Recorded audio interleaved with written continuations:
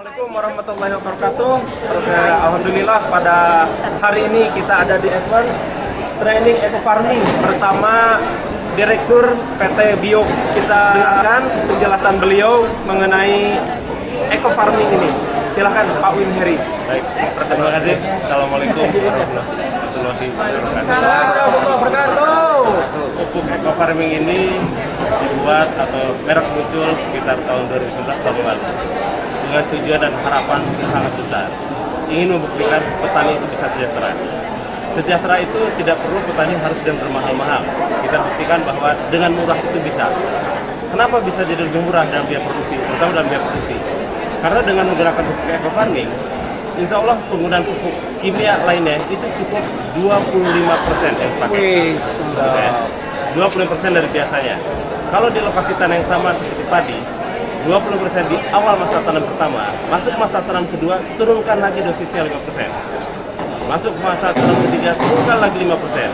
Sampai masa tanam kelima atau keenam, cukup 5% dari kimia yang bisa digunakan.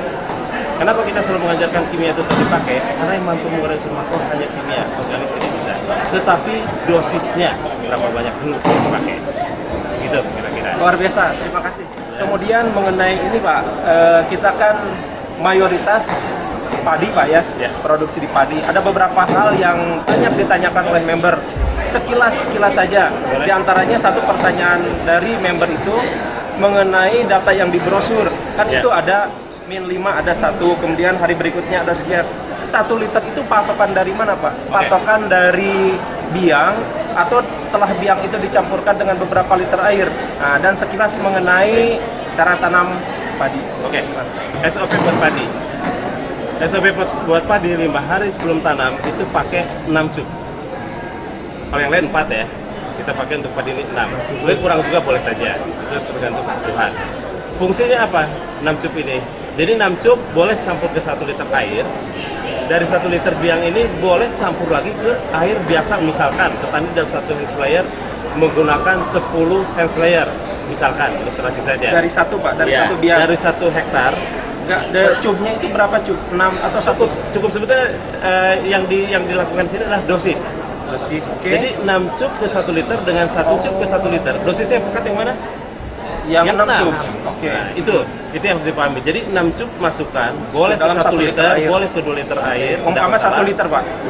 Taruhlah ke 1 liter. Nah, nanti tinggal budaya petani dalam 1 hektar biasa pakai berapa hand sprayer. Misalkan pakai 10 hand sprayer, berarti dari 1 liter bagi ke 10. Itu intinya. Kenapa 6 cup ke 10? Intinya adalah untuk tanah supaya kembali mengaktifkan unsur haranya, dosisnya tinggi di sini. Intinya 6 cup ini bagaimana caranya terbagikan ke dalam 1 hektar. Gitu ya. Jadi tidak ada patokan seperti fleksibel yang tadi ya. Seperti dengan teknologi baru pakai drone, ternyata pakai drone itu efisiensinya tinggi, penggunaan air untuk 1 hektar cukup 2 liter, berarti 6 cup untuk 2 liter. Gitu ya. Itu untuk tanah. Nah, kemudian juga pertanyaan ini 1 liter buat 1 cup buat 1 hektar benar nggak? Hari ke 14 hari setelah tanam, 1 cup untuk 1 hektar, berarti ke berapa tadi 20 hand sprayer? Yang 1 cup ini untuk 10 hand sprayer. Gitu ya. Sangat ini Sesuai dengan kebutuhan atau kebiasaan petani melakukan berapa hand sprayer. Nah, terus fungsinya apa? Tadi 5 hari sebelum tanam untuk padi ya khusus. Untuk mengembalikan kembali unsur hara tanah. Sehingga tidak aneh kalau diawali dari 0, itu bagus ke tanamannya. Kemudian fungsi kedua, 14 hari setelah tanam, supaya dakurannya banyak anakannya banyak. Itu 14 hari ya, aplikasi kedua ya. Kemudian 28 hari setelah tanam, supaya pertumbuhannya. Jadi harap bersabar ketika menjelang 1 bulan setelah tanam, kok kalah dengan pakai kimia. Jadi petani banyak yang nggak sabar, karena urea tebar lagi. Sabar aja sampai 1 bulan, 28 hari. Dan 28 hari yang ketiga ya. Kemudian 42 hari setelah tanam, supaya setiap male itu keluar bulir. Ya. Jadi jangan sampai satu rumput itu male keluar tapi bulirnya nggak ada. Gitu kan. Nah, yang terakhir 56 hari setelah tanam, supaya bulirnya bernas, berisi. Jadi nggak aneh kalau petani yang panen biasanya 50 kilo dalam 1 karung, setelah pakai pupuk kita, insya Allah 55 kilo. Karena kita sudah pernah diuji di Balai Benih Padi Jawa Barat, itu ada di CH, itu per 1000 bulir diuji oleh mereka. yang tidak pakai pupuk kita kalau nggak salah sekitar 23, yang pakai pupuk kita sekitar 28 gram. Jadi nggak aneh kalau jadi lebih berbobot. Tidak hanya ke padi, ke sayur-sayuran juga. Kita pernah dipakai di greenhouse di daerah Kabupaten Bandung, kebetulan nyambung ke Pak Bupati beberapa tahun yang lalu.